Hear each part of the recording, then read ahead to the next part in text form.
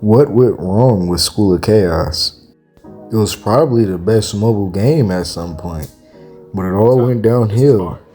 It was because of a bunch of unnecessary decisions that overall ruined the game. But for you to get the full understanding, we're going to have to go back in time before all the decisions were made that made this game horrible. So you will get a better understanding of what happened and what went wrong. School of Chaos was made by a small development team in Canada, Vancouver. V&L Entertainment means violence and laughter. And if you search that up, School of Chaos will pop up, V&L Entertainment, and all of that will pop up. You know, you're at school with your homies, and you're all trying to find a game to play. And you come across School of Chaos. Well, that's how I found it. I had me and like 4 or 5 other friends playing it.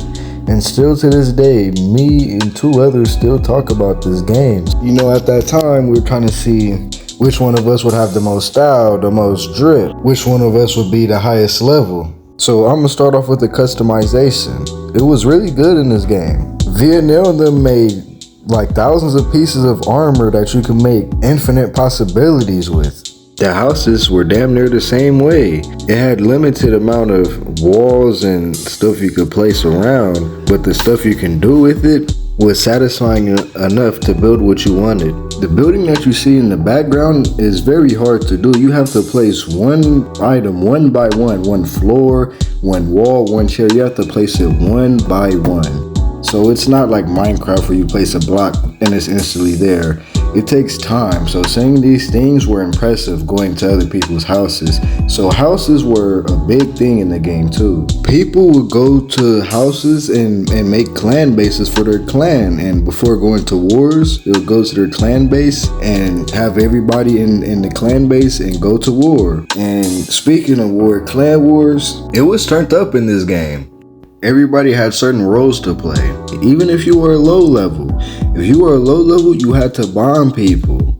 If you were a high level, you had to go out there and fight. The more high levels on another clan is more likely to win. And being a high level at that time was like 150 plus. And the highest level before merge was low 300s. The fighting system is a very simple concept, but it's very fun and easy and hard at the same time. After playing this game for a while, you might come across people that will teach you how to learn OS, or you might learn it yourself. It's called old school. It's a fighting style that is basically tackle fighting. The combos have no cooldown, so you can spam it, and you can spam it fast. You can combine one combo and another combo really fast and deal extra damage, and the tackle will keep them on the ground, preventing them from getting up. The only thing that they can do is sit there and just heal. It's very OP when you master this fighting. There's 3 different combos. You tap them 1, 2, or 3 times to pull them off, but if you're just spamming it, you'll just waste energy and you won't even be hitting any. You'll just probably be doing the first attack over and over and over again. The second mechanic of fighting is Nerd Rage, which was released in 2015. Before then, everybody was jumping people, bombing, caging them, so they couldn't do nothing. But Nerd Rage, you can one-shot them with swipes. So if you're getting jumped, you can actually reverse jump people with this one fighting mechanic that they added. It's very OP if you master this. There's different types of ways you can kill people in a Nerd Rage swipe: attacking them while swiping, or holding B, or there is a very OP trick that you can do in Nerd Rage where if you uppercut them before the last swipe, it doesn't do any damage to you.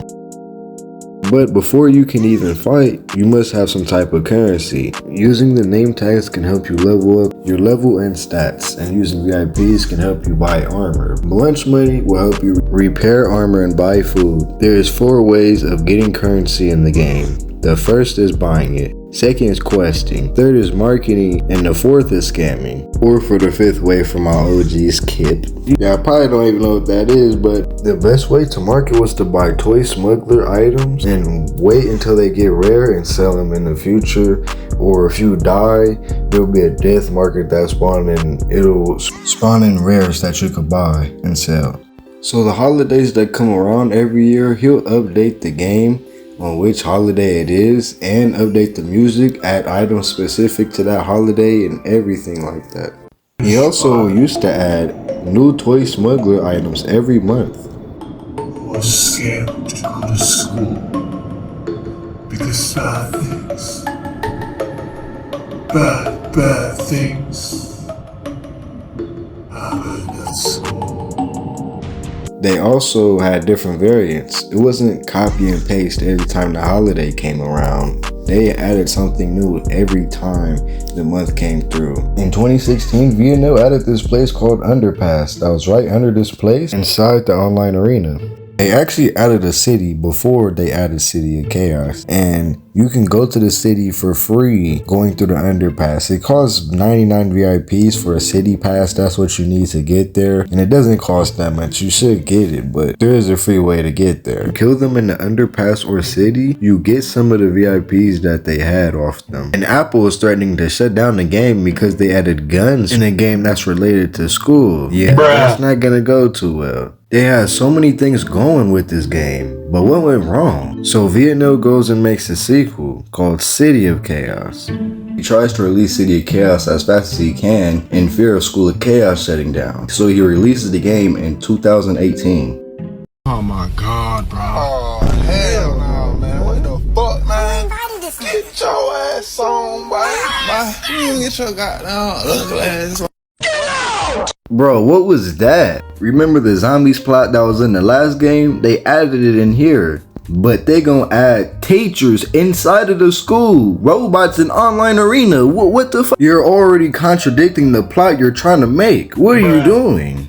In 2020, School of Chaos got its last final monthly updates. And before that, the font has been made uglier and the lighting changed differently, which was way better before these updates. I don't know why they changed them to that, but yeah. This is the same year that Villanelle will merge City of Chaos and School of Chaos. At this point, the merge has been talked about for 2 years, I believe, ever since City of Chaos been out, so the anticipation is very high. School of Chaos hasn't gotten new content in a long time, so the classic School of Chaos players were excited to see what was coming, but little did they know that the worst thing was yet to come.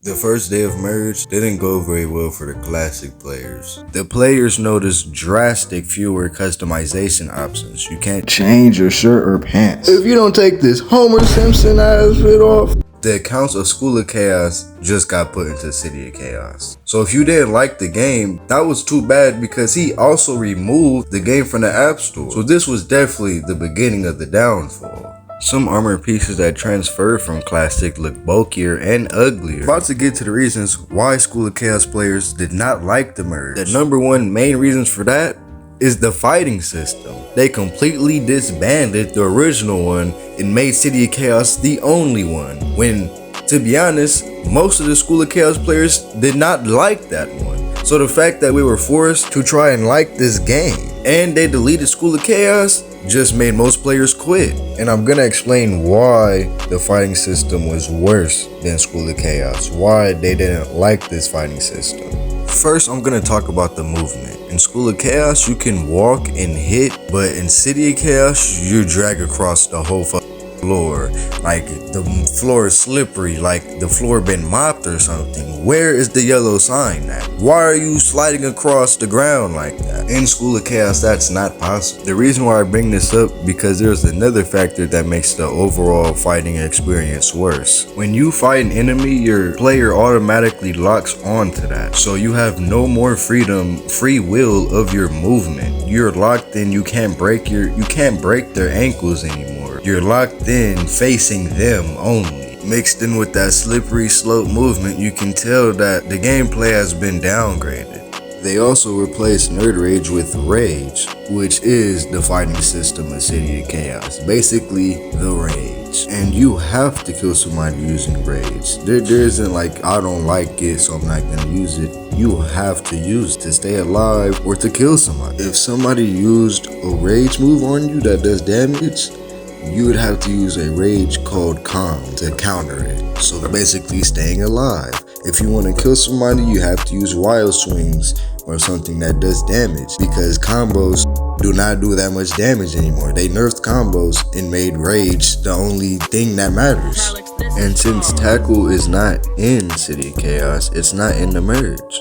They did add the School of Chaos combos. That's the only thing they added. And when you try to replicate the fighting from School of Chaos, it's not satisfying at all. And that's just the fighting I'm talking about. Also, the uppercutting made the fighting way worse as well. They also kept nerfing the food in the future, where you couldn't even heal anymore. It takes time to heal. So over time, the game has just been getting worse and worse. The second one was uppercutting. Uppercutting is so terrible in this game. Like, how are you uppercutting one person and 3 other people got affected by it? Bro, that doesn't even make sense. They also never added chicken legs back to the vending machine. I don't know what was up with that either. At this point, the School of Chaos players didn't even want to play the game anymore. So the School of Chaos players kept asking for the original game back, and he eventually brought it back 1 year later. When he brought the game back, it was full of hacks and mods. Some people bought it with real money and had an advantage against other players. People were going unrealistic levels above level 500, and so many people did it that it was normalized. And there shouldn't be no situation when you're over level 500, because the game has been out for over 8 years and the highest level was low 300. Why are you level 5,000? He also only put out School of Chaos for iOS and Apple. He never put it back on the Play Store. He also made it $5 on the iOS App Store and made it free on the Amazon App Store. But he recently shut down the classic game, and if you go look it up, it cost $1,000. City of Chaos performed so bad that he even shut down the app on the game and made it transfer to School of Chaos instead. And making the game more pay to win was just rubbing salt on the wound at this point. The game is terrible, and you're telling me I have to pay $100 on some head? City of Chaos was just a downgraded, watered down version of School of Chaos that just has a bigger map. They focus more on cosmetics and earning money instead of fixing their game, and that's why they fail. I hope you guys enjoyed this video, and I'll see you guys in the next one.